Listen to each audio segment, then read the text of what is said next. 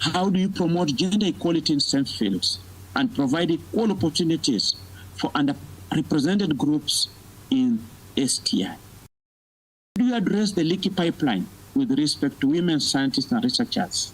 Because in as much as a few women are joining the STEM pathways, but they don't stay for long, for various reasons, for various challenges. Maybe I'm a woman, I become pregnant, I'm supposed to be in the lab, I cannot be in the lab. I cannot be in the field because of various reasons. So how do we address the leaky pipeline? How do we invest in education and research infrastructure that will support sustained innovation and scientific progress? But how do we, as academicians and scientists, ensure that we are doing everything possible to deliver net positive value to each and every stakeholder we impact and to society? How we increase innovation, delivering new products and services to the world and scholarly outputs in high-impact journals. Now the question would be, how many patents have we made as an individual, as a department, as a university, as an institution? But also, how do you promote and take advantage of open science? Because open science is about how we ensure that we share and have access to information. How do you integrate sustainability principles in education curricula at all levels, promoting a holistic understanding of the interconnectedness of ecological, economic, and social systems? How can we foster a hands-on, experiential learning opportunities that allow students to apply theoretical knowledge to real-world sustainable challenges? How do we engage policymakers in discussions about the importance of a sustainable and resilient science and technology ecosystem? As I go back to the theme of this conference, I believe that if you are looking at the theme of this conference, we will require a comprehensive approach that not only addresses current challenges, but also prepares for the needs of the future. And therefore, building bridges of education and communication in science is crucial for fostering a sustainable and knowledgeable society. In conclusion, dear colleagues and distinguished delegates, building bridges of education through STI for the next generation is not merely a task for collective responsibility. It's an investment in the future where STI is a force for good, where knowledge is shared, and where the next generation is empowered to address current and overcome the challenges of the future. And by redefining education to prioritize digital literacy, critical thinking, adaptability, and ethical responsibility, we can better prepare individuals to thrive in the future industry, that is Industry Revolution 4, Industry Revolution 5 environments, where technology is transforming industries and reshaping the nature of work and society. Thank you, dear colleagues. I wish you a very successful conference, and I apologize for the technical challenges we may have encountered during the preparation of this. I also apologize, I should have been in Rongo personally to give this keynote address and interact and network with many of you physically, but apparently I'm in another workshop, very critical workshop where we're developing a very important national document that will benefit this country and future generations. But all the best as you discuss, as you come up with solutions. And personally, I will really be looking forward to some of the revolutions that are coming out from this conference. Thank you, and God bless you. I also want to take this opportunity again to wish you a happy Valentine. God bless you. A round of applause for Dr. Eshimwata, So I can't please. hear you. I hope you are able to follow through my presentation. Yes. Okay, can we appreciate Dr. Eshimwata? I already built a new pattern of doing it. Okay, so there we go.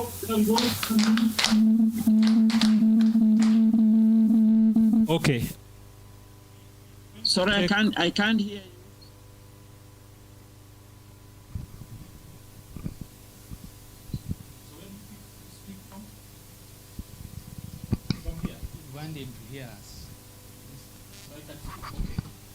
Oh, I hope that you can hear us now. Thank you very much, Dr. Eshimwata. We really appreciate you for that presentation. And I believe that it's been an eye-opener for most of us. I now want to invite colleagues to a plenary that will last for 15 minutes, in which you can make your contributions with regard to the presentation that has just been made. And if you have any inquiries that you may want to make through questions to seek clarifications with regard to that presentation, this is also your opportunity. So if you have any comment or any question to ask, you'll raise your hand so we can pass the microphone, and then you make sure that you are very brief in doing it. Thank you, Professor Ngalo. So you will go first.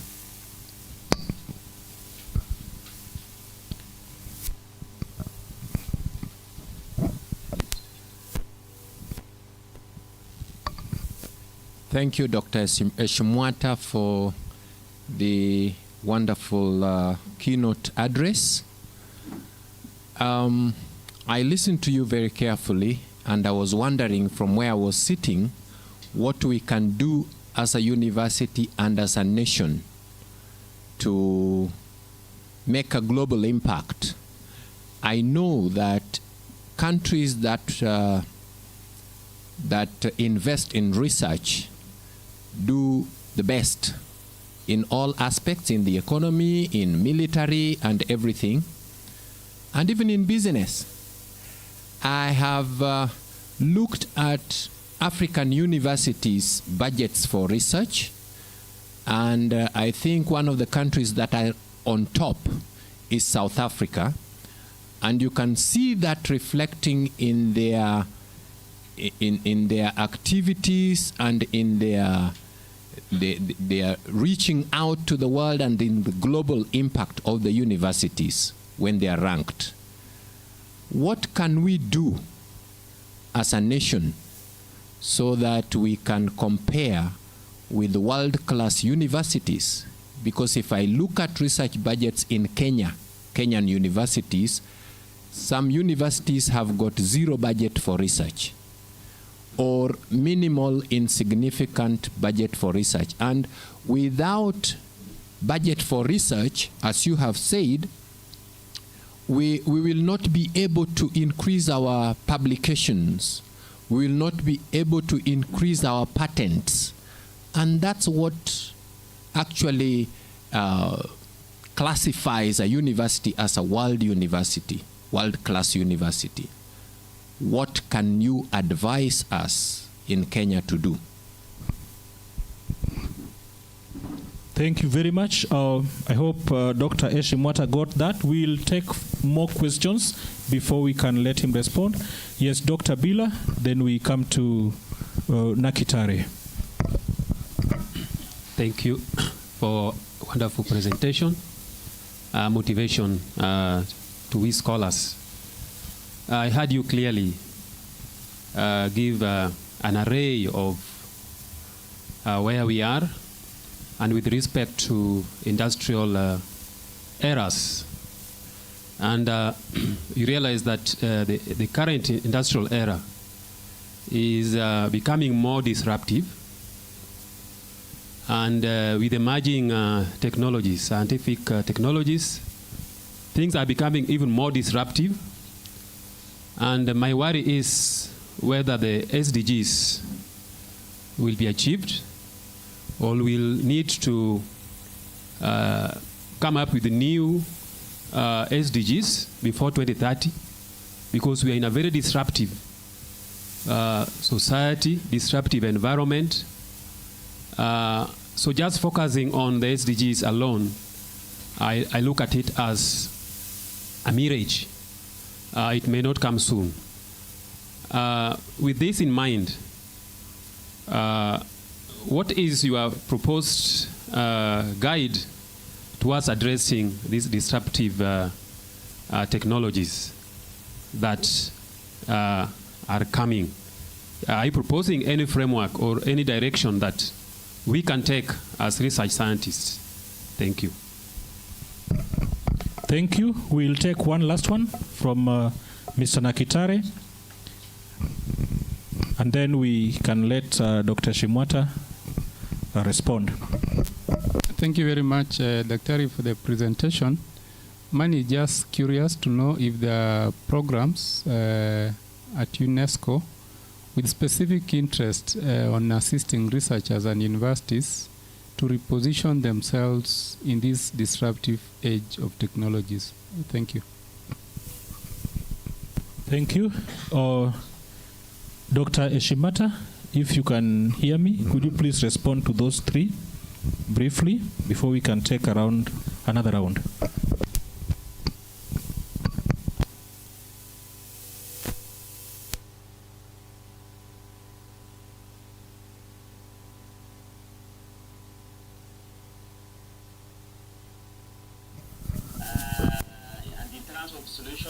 Some solutions are being bandied around. What works, some would work, some will not work. Maybe let me just start with the first one. What can we do as a university to make a global impact? I think first is, we know that investment in research as a country, we are still very, very low in terms of how much we invest towards research. And I think, as I shared my statistics, we were only investing 0.8 of GDP when we should be doing 2% of GDP. Of course, many other times we always say, okay, it's the government role to provide these resources, which of course is true. But I think we also have to go out of our way as institutions to see how can we be able to develop and strengthen our resource mobilization framework. And our resource mobilization framework can be done in many ways. This can be through partnerships. How can we be able to forge partnerships with our peers in other countries, in the West, in the North, in the South? Okay, because when you look at SDG 17, it's about partnerships, both North-South, South-South, North-North. How can we be able to leverage on this? But I also think the other thing is, how can we as researchers spend most, of course I know sometimes in Africa, I've been a lecturer before, you become a lecturer, you become an administrator, and all your time goes into that, all your time goes into teaching and all that. How can we, and of course I know we also face staff shortages. So where you find that a lecturer is teaching almost 7, 5, 8 units, or even 10 units in a semester or in an academic year, meaning that they will have very little time to conduct research. How can we be able to really, as members of faculty, really ensure that at least we also are able to mobilize resources and undertake research, so that this research can inform policy, but also this research can also be seen to be addressing some of the issues that the society is facing. But I also think sometimes, yes, we try to mobilize, but are we aligning our issues to global issues? Because that's very important. That's sometimes why even when we try to do proposals, sometimes maybe we're not successful. Because are we aligning our ideas, our thematic areas to global priorities? Are we aligning our thematic area to regional priorities? Are we aligning our proposals and ideas to national priorities? Okay? For example, if you are doing a proposal, can you make mention of SDGs? Can you make mention to how that is going to address African 2063 agenda. And if it matters STI, can you also even make reference to the STI strategy for Africa 2014-2024? And I know they are developing a new one. But can also make reference to even Vision 2030, because then that really strengthens your argument on why you really need funds or resources to be able to implement the idea that you have. In terms of disruptive industrial era, I think we can't, it's disruptive, and it will always be disruptive. Sorry to say this. Because if you look at the level of technological and how rapid it's happening, we just have to move with it. How can we be able to move with it? We need to look to understand how the future is going to look like and prepare ourselves in advance. We didn't know that COVID was coming. But how did we respond to COVID? I know most universities have gone virtual, isn't it? Is it something that we had thought about maybe 10, 20 years ago to go virtual in our teaching? So I think most importantly is to look at how is the future going to look like 10 years, 5 years, 50 years from now. And I think as teachers, as lecturers, as members of faculty, as academic institutions, it's our role to advise. It's our role to really project into this future. We can do that through, of course, looking at trajectories. We can do that looking at how modeling the future and understanding how it will be and preparing ourselves for this future.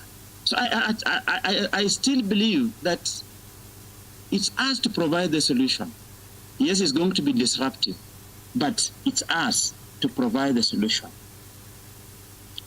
In terms of SDGs and where we are, I know a lot has been achieved, especially if we are to focus on specific SDGs.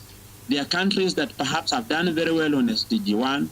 There may be countries that have done well on SDG 2.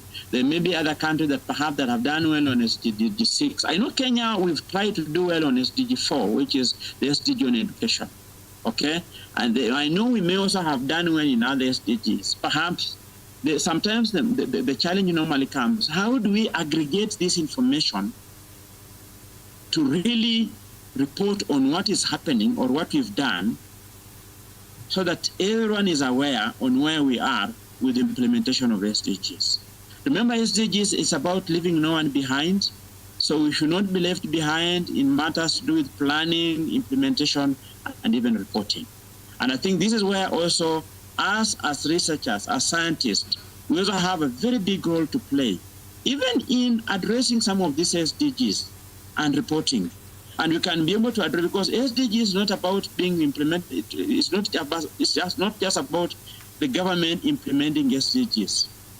Remember, you are saying it's leaving no one behind. So we also have a role to play in implementing our SDGs. So depending on your expertise, on your area of expertise, you can pick on one SDG and run with it as an individual, as a university, and report on what you've done towards addressing some of those indicators, some of those targets. I know there's no silver bullets on some of these issues, but I think at the end of this, small efforts we make cumulatively can make an impact at an institutional level, at a national level, and even at a regional level, and at a global level. I also want to respond to the third question on what programs that UNESCO has that can benefit. I think UNESCO focuses on 5 thematic areas. 1 is education. 2 is natural sciences, where matters STI are domiciled. The 3rd area is social and human sciences. The 4th area is culture. And the 5th thematic area is communication and information. So if you're looking at all these programs and thematic areas and UNESCO areas of competency, there are so many opportunities. Perhaps the question would be, what is your interest? Is your interest in education? Is it in natural sciences, where we are dealing with matters with basic sciences, engineering, STI, STEM, environment, climate change, ocean, marine, water, geosciences, earth sciences, and all that. It is in the area of social and human sciences where you are dealing with issues to do with social transformation, human rights, issues to do with youth and entrepreneurship, issues to do with sport, issues to do with ethics. Okay? Is it in culture where you're looking at both tangible and intangible heritage? We're looking at creative societies. Okay? Is it under communication information? You're looking at media and of course technology, and of course development of apps and all that. So there are so many opportunities, and there are many opportunities that come through us.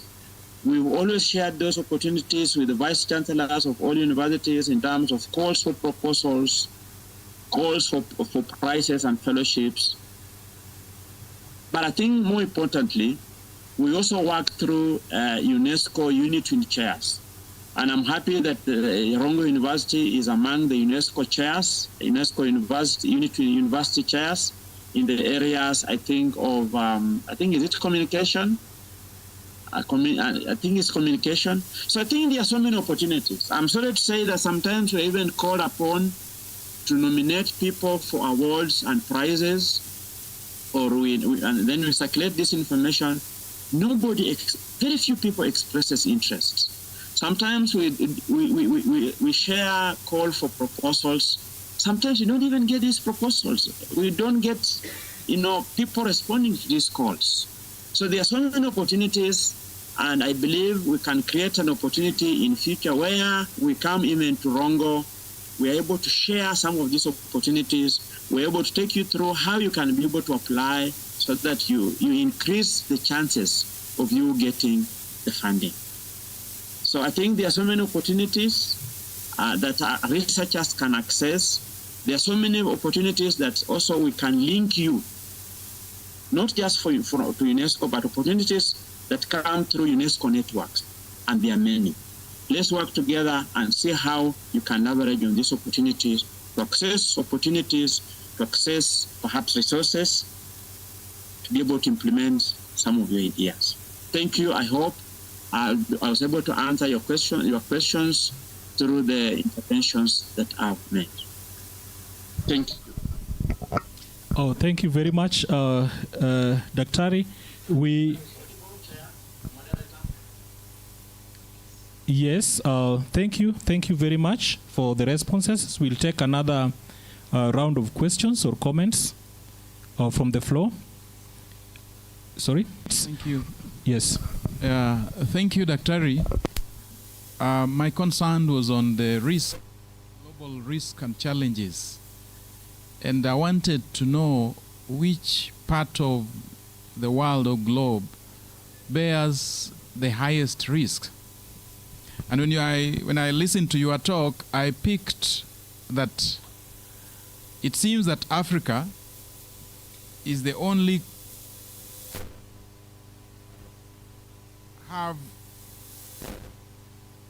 so are these risks only for African and if so, then what is it that is being done? Because to me, I think Africa is trailing behind because somehow somebody has to be in front and somebody has to be behind.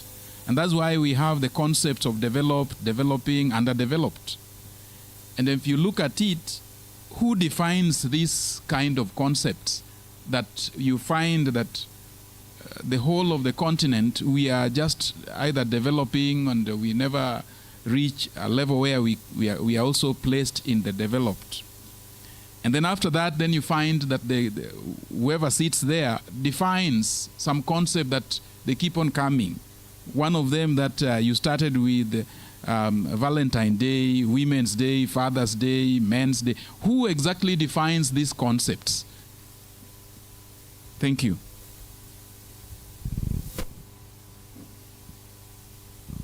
Thank you. Is there any that is also burning? Yes, Dr. Nino. Dr. Nino.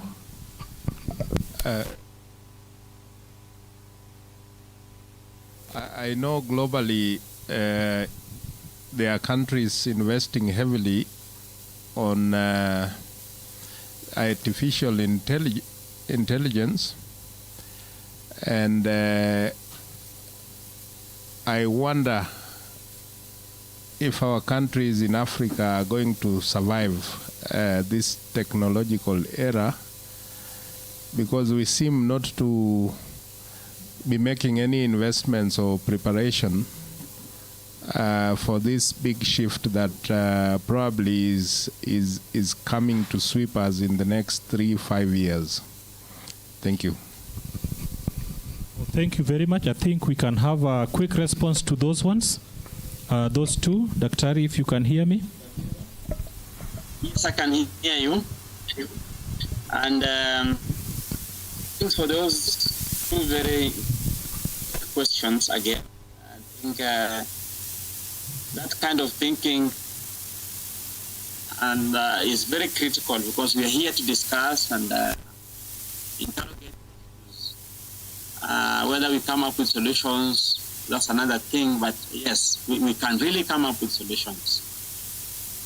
As we talk about risks and challenges, it's true Africa faces the highest impact of these risks. If you look at extreme weather, we're really affected. Why? Because this is an agrarian community, agrarian society, and if we have extreme weathers, then it means that we really hit hard. If you look at even issues with the polarization, cost of living, cyber attacks, we're still really affected. So that's why now, when you start talking about interventions that are needed, and I'm happy that Kenya hosted the African Climate Summit in Nairobi, to really mobilize the African community to come up with a position on why Africa why Africa is not benefiting when it's the one that is affected most, is the one that perhaps is polluting less but facing the most challenges that are associated with climate change. I think it's important just to note that yes, these risks are there, but we also have opportunities. There are many opportunities because yes, we may say that Africa, we're not doing very well, but we have the resources. We even have the human skills. There's so many innovations that are coming from Africa. And I think Kenya stands tall when you talk about M-Pesa, isn't it? How can we have other M-Pesa-like innovations coming from Africa? Because this has revolutionized the world. So meaning that Africa can also revolutionize the world. We just have to come up with the innovations. We have to make those innovations work and address the problem that the world is facing. Another problem we're also facing is brain drain. How many Africans have been taken out of the continent and now contributing to the development of other countries outside Africa? How do we address the brain drain? Of course, there are many challenges. I know there are many, even some of you professors, if you are to be given an opportunity to go and work in Europe, America, Asia, and you're paid well, you will go. But at the end of the day, will you be benefiting Africa or will you be benefiting those countries? So that's another challenge. Another challenge, of course, the issues of peace. Africa is facing a lot of some of those challenges, instability. Sometimes we always talk of the resource scarce, natural resource scarce. In as much as Africa is well endowed with resources, but we appear like a caste community. Look at what's happening in DRC. Look at what's happening in the rest of Africa. DRC will be the major economic house in Africa and the world. When you talk about mobile technology, some of the materials and raw materials for the mobile technology industry comes from Africa. But now, where is DRC? Is it benefiting from this? It's not. How do we ensure that we benefit? And how do we ensure that even when you're talking about raw materials, we are coming up with our own industries for value addition, other than exporting these materials to be value added from other continents. So yes, there are challenges, but we can come up with solutions through better governance, through better allocation of funds, of course, and we always talk about corruption and all that across Africa, where resources are lost, perhaps resources that would have gone some very useful initiatives, and including even promoting science, research, and innovation. It's true that countries that have invested in AI have made great strides, but I think all is not lost. We can leverage on those innovations to leapfrog our development. Yes, and I think we can do it.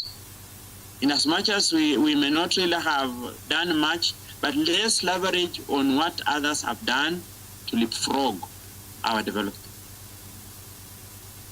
And it even just starts at our education institutions. Does the curriculum we have today, if you were to look at our catalog, can it serve the needs of the future? How do we inculcate, how do we mainstream the future into our curriculums, so that we can also be able to develop capacity that will lead us to where we want to be in 10 years, 20 years, or 50 years from now. So I think I've not provided a solution as such. Perhaps I've challenged you more than providing a solution, but I think at the end of the day, we also have a role to play. Thank you very much.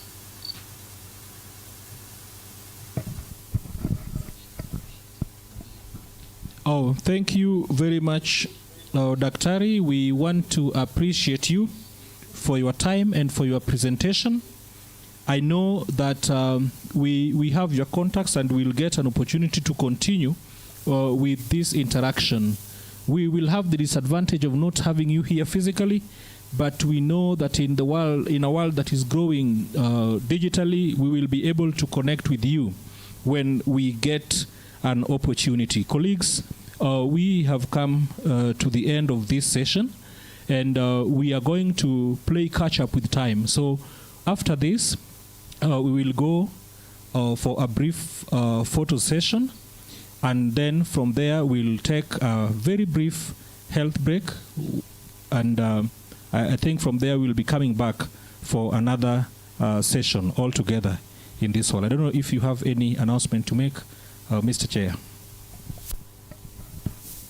Thank you, our chair of session. I want to also thank our speaker, Dr. George. We appreciate so much for you interacting with us and sharing for us a lot of insights that takes us deep into the future. I want to confirm that, as you mentioned in your talk about the call, sometimes people don't respond to the calls. We have the call in our book of abstract. On page number 2, we have a call for articles by UNESCO. So for members who are here, after this you'll get the book of abstracts. They are available here, and you will see there is a call. You can also respond to this call and join UNESCO for this particular conference that they are planning. Otherwise, I want to thank you in a very special way. Feel appreciated. We shall still be having online presentations, and you can follow us online, so you can appreciate to see you following us even in other programs that come. Now we welcome Pascal to give us a way forward for the photo session.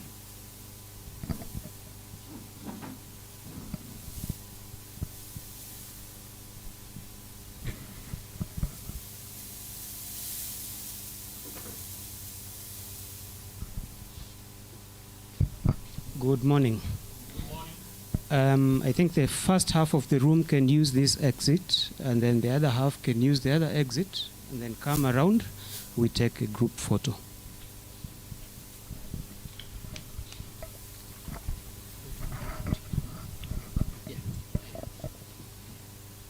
Okay, just immediately after the photo session, we'll proceed for a quick health break at the restaurant. And please, let's keep time so that we are back for the next session. Thank you.